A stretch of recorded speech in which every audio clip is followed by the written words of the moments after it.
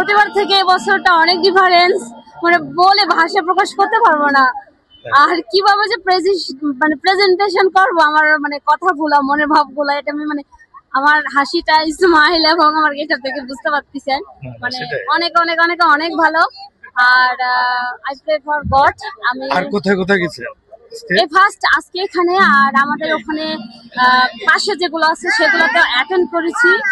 আর আগামীকালকে ঢাকেশ্বরে যাওয়ার চিন্তা ভাবনা আছে, যদি মা বেঁচে রাখে তাহলে হয়তো পসিবল হবে, বাট নয়তো না, এই আর কি।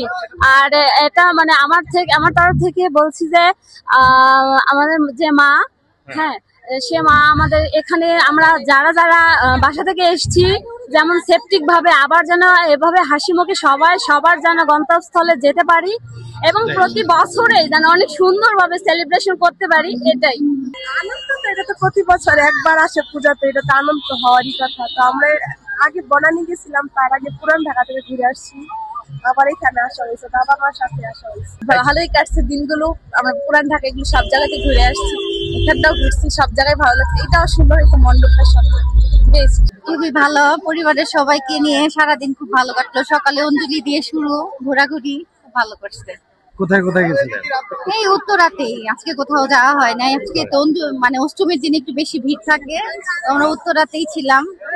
এখানে সকালে অঞ্জলি দিয়েছি, এখানে আমার ওই যে ভাস্তি প্রোগ্রাম ছিল নাচের। Thank you.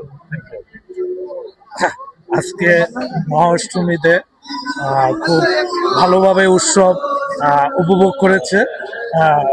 বিভিন্ন জায়গায় তারা ঘোরাফেরা করেছে এবং মানে শান্তিভাবে, কোথায় কোনো জোর ঝামেলা হয় নাই, খুবই সুন্দরভাবে তারা মহাষ্টমী উপভোগ করেছে। ভালো কেটেছে, আর এবার পুজো অনেক আনন্দের সহিত আমরা কাটাতে পেরেছি এবং খুব ভালো লেগেছে। এখানে আসতে পেরেও অনেক ভালো লেগেছে। আমরা এই পাশে বৃন্দাবন একটা মন্দিরে ঘুরে আসলাম, তারপর এখানে আসলাম।